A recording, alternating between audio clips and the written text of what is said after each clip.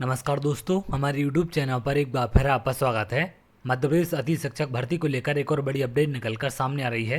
जैसा कि आप यहां पर देख रहे हैं, अति शिक्षकों की नियुक्ति में फर्जीवाड़ा। तो गेस्ट टीचरों की नियुक्ति में किस प्रकार से फर्जीवाड़ा किया जा रहा है, क्या क्या चीज़ें अलग अलग जिलों में देखने मिल रही हैं, इन सब को लेकर एक बड़ी अपडेट निकलकर सामने आ रही है। रिक्तियाँ पोर्टल से गायब हैं, सिस्टम फेल हो चुका है और जो अभ्यर्थी अपात्र हैं उनको नियुक्ति का मौका दिया जा रहा है। तो इन सब की तमाम जानकारी आगे निकलकर सामने आ रही है। अगर आप यहाँ देखें, फर्जीवाड़ा, रिक्तियां गायब, सिस्टम में पारदर्शिता फेल, संकुल प्राचार्य और ऑपरेटर का राज, तबादले के बाद नई कवायद में जिला बना काली छाया, अतिथि शिक्षकों की नियुक्ति में फर्जीवाड़ा। तो इस प्रकार की स्थिति लगभग सभी जिलों में देखने मिल रही है और सभी जिलों में इस प्रकार के फर्जीवाड़े किए जा रहे हैं। अगर इसे हम थोड़ा सा जूम करें तो यहाँ पर आप देखें, मध्य प्रदेश में स्कूल शिक्षा विभाग ने शिक्षकों के तबादलों के बाद रिक्त पदों पर अतिथि शिक्षकों की ऑनलाइन नियुक्ति की प्रक्रिया शुरू कर दी है। लेकिन अनूपपुर जिले में यह कवायद पारदर्शिता से ज़्यादा भ्रष्टाचार की पर्याय बनती जा रही है। स्कूल शिक्षा विभाग ने सत्र 2025-26 के लिए जीएफएमएस पोर्टल पर रिक्त पदों का विवरण प्रदर्शित कर ऑनलाइन आवेदन बुलाए हैं। लेकिन अनूपपुर में अधिकांश शासकीय विद्यालयों के रिक्त पदों की जानकारी पोर्टल पर अदृश्य है। तो ये सिर्फ अनूपपुर की हालत नहीं है, प्रदेश के सभी जिलों की इस प्रकार की कंडीशन है कि जो पद खाली हैं उनको पोर्टल पर प्रदर्शित नहीं किया गया है। आखिर उन पर क्या काम चल रहा है या फिर किस तरीके से आगे फर्जीवाड़ा हो सकता है, इन सब के बारे में यहाँ पर तमाम जानकारी है। अपात्रों को मौका, पात्र ठगे हुए। विभाग के निर्देश साफ हैं कि आवेदन ऑनलाइन होंगे, चयन भी ऑनलाइन होगा। लेकिन यहाँ संकुल प्राचार्य और स्कूलों के कंप्यूटर ऑपरेटर ही नियुक्ति की पूरी प्रक्रिया के किंग मेकर बने हुए हैं। पात्र शिक्षक फाइलें और दस्तावेज लिए बीईओ, डीईओ और सहायक आयुक्त कार्यालयों के चक्कर लगा रहे हैं, लेकिन कहीं से भी कोई स्पष्ट सूचना नहीं दी जा रही है। पोर्टल पर रिक्तियां ही अपडेट नहीं की गई हैं, तो आवेदन पात्र करें भी तो कैसे। तो रिक्तियों को अपडेट नहीं किया गया है।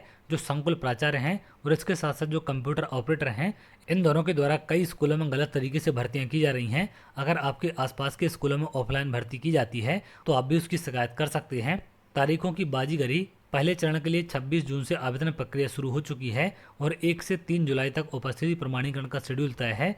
5 जुलाई से 12 जुलाई तक दूसरे चरण की संभावित तारीखें हैं। लेकिन जिन जिलों में रिक्तियां गोपनीय रखी गई हैं वहां यह प्रक्रिया सिर्फ दिखावे की रस्म बन चुकी है। सिस्टम में अनूपपुर ब्लैक होल बन गया है। विभाग का दावा है कि रिक्त पदों के विरुद्ध ही नियुक्ति होगी, मगर अनूपपुर की हकीकत यह है कि रिक्त पदों का ऑनलाइन अता पता ही नहीं है। विभाग का दावा पूरा चयन ऑनलाइन होगा, पर हकीकत यह है कि फाइलें लेकर अफसरों और प्राचार्यों के दफ्तरों में धक्के खा रहे हैं अभ्यर्थी। ऑनलाइन ऑफलाइन का तमाशा, तो जो ऑनलाइन प्रक्रिया आपकी की जा रही है इसका भी स्कूलों में तमाशा बन चुका है। जहां प्रदेश में अतिथि शिक्षकों की पारदर्शी नियुक्ति के लिए शासन ऑनलाइन प्रक्रिया की दुहाई दे रहा है, वहीं अनूपपुर जिले में यह नियम मजाक बन गया है। शिक्षकों के स्कोर कार्ड, अनुभव अंक और मेरिट सप्ताह पर रख दिए गए हैं। यह कैसी डिजिटलीकरण की उपलब्धि है। क्या अतिथि शिक्षकों की भर्ती भी अब ठेकेदारी में तब्दील हो गई है। क्या संकुल प्राचार्य और ऑपरेटर मिलकर पात्रों की मेहनत पर पानी फेरने की खुली छूट पाए बैठे हैं। क्या विभाग का एजुकेशन पोर्टल 3.0 सिर्फ औपचारिकता निभा रहा है। शिक्षा विभाग को इन सब का जवाब देना होगा। अगर शिक्षा विभाग वाकई ई गवर्नेंस और पारदर्शिता का दावा करता है तो अनूपपुर जैसे जिलों में अपात्रता और अपारदर्शिता के इस खेल पर तत्काल अंकुश लगाना होगा, अन्यथा ऑनलाइन सिस्टम सिर्फ दिखावा साबित होगा और असली हकदार शिक्षक ताउम्र भटकते रहेंगे। तो इस प्रकार की कई सारे जिलों में कंडीशन देखने मिल रही हैं, गलत तरीके से ऑफलाइन भर्तियां की जा रही हैं। तो अगर आपके आसपास के स्कूलों में इस प्रकार की कंडीशन देखने मिलती हैं तो बिल्कुल आप लोग उसकी शिकायत कर सकते हैं, क्योंकि अगर इस प्रकार से ऑफलाइन गलत तरीके से भर्ती की जाएगी तो जो अभ्यर्थी पात्र हैं, ऑनलाइन प्रक्रिया का इंतजार कर रहे हैं, उनको पद नहीं मिल पाएंगे। और इसमें जो सबसे बड़ा रोल है वो है खाली पदों की संख्या को पोर्टल पर न प्रदर्शित करना। इससे काफ़ी सारे स्कूलों में गलत तरीके से भर्तियां हो सकती हैं।